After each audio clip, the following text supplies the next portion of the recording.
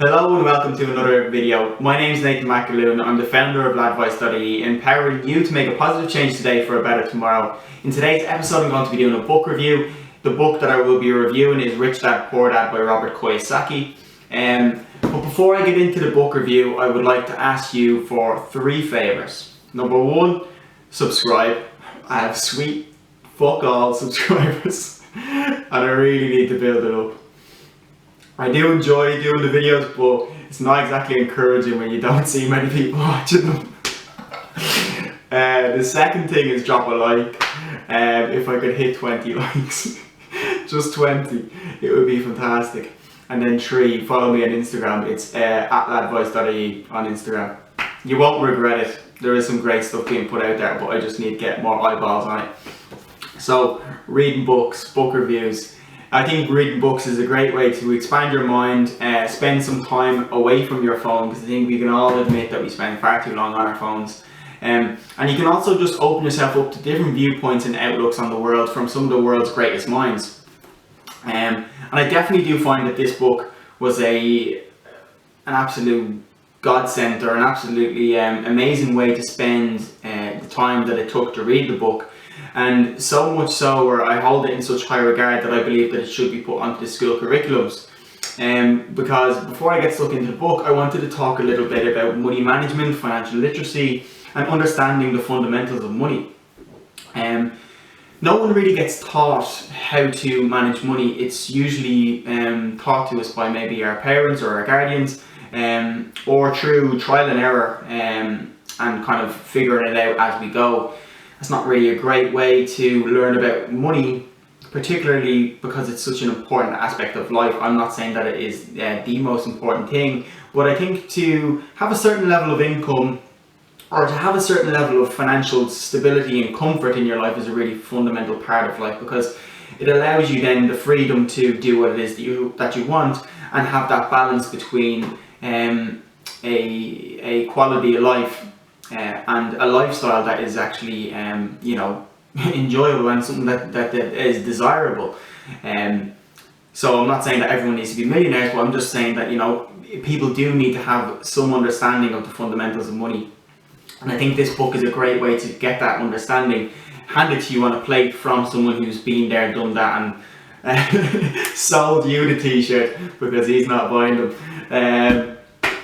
But anyway, the book is very simplistic. It's easy to follow. It's told from the perspective of a child, so it is easy to understand, and it's not going to make it out as if money is some rocket science that no one can crack and can understand how to manage it and how to make it work for you, or how to make it best fit to your lifestyle.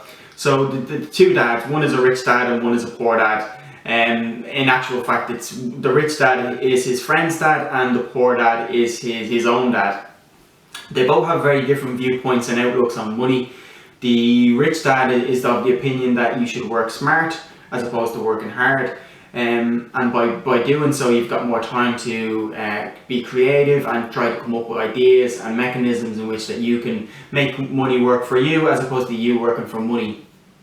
And another thing that's kind of very apparent in the beginning of the book that maybe people can relate to is, if the kid comes to him and says, I want to buy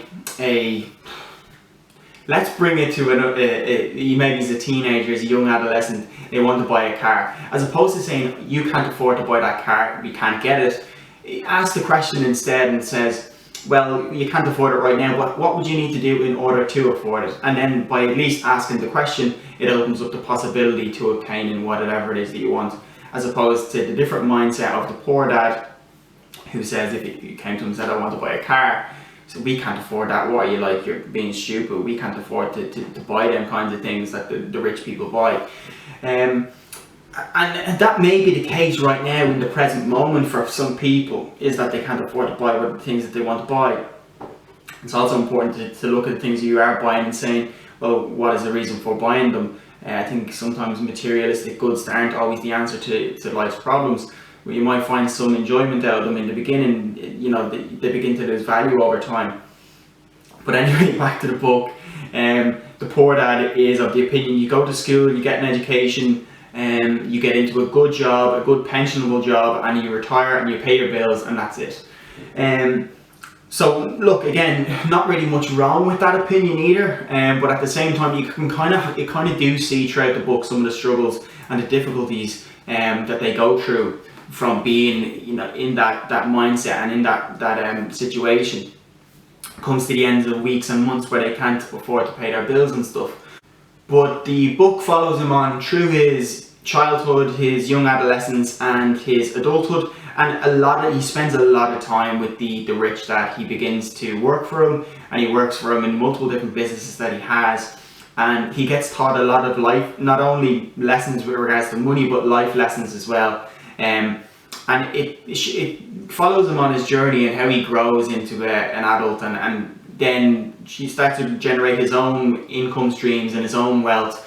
And it really is very insightful. And like, regardless of whether you want to like create your own business or whatever, you don't need to be interested in business or money to have an interest in this book. It's just something that you should have hands down read. So that really kind of concludes the book review and kind of the gist of what it's about, because I don't really want to give too much away. I do believe that people should give it a read for themselves and take away their own findings from it. But one of the things that I want to say before I finish up is a little bit of a story. So I was reading this book and I told my people, the people that I used to work with, I've moved jobs since, I told them the book that I was reading. And I was going into the canteen, but I was in the kitchen and they were in the area where they would eat the food. They were having a chat and they were saying, "Oh, did you see Nathan was reading that book, blah blah blah." And one of the lads that was in there, and no disrespect to him, and he probably won't know who he is, and I actually like the guy, but he said, "Yeah, no, your man who wrote that book, Robert Kiyosaki, he didn't even make his money how he describes it in the book. Nathan's wasted his time reading it. It's just unachievable. It won't happen." And I think that's the exact kind of mindset that I want to get people away from, is this kind of whole thing of closing off opportunities or ruling things out before you've even given the chance to explore the opportunity in itself. And at least by saying, and you know, open yourself up to answering the question, at least you give it a chance and you don't actually stop yourself from achieving something before you've even started. So I think that's really important. And no disrespect to the fella who kind of made them remarks or comments. But anyway, the book in itself, what would I give it out of 5? I would give it a 4.7 out of 5. Really fantastic book. I'll leave a link to purchase the book in the description below, even though I will have no monetary gain as a result. This is not a hashtag ad, but I do think you should give it a read, or even give it a listen on Audible. So yeah, thanks very much for watching, and I do want to ask you again to drop a subscribe, drop me a follow on Instagram, drop a thumbs up on the video if you did enjoy it, and yeah, I'll catch you again in the next one. As always, peace.